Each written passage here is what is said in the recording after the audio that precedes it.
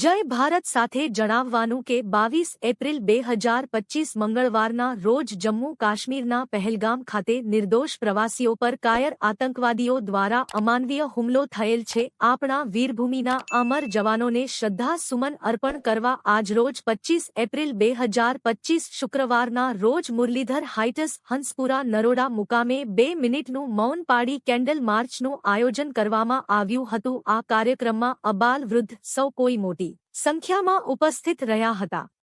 Report Kanaksinh Bihola, cameraman Bharat Kadia.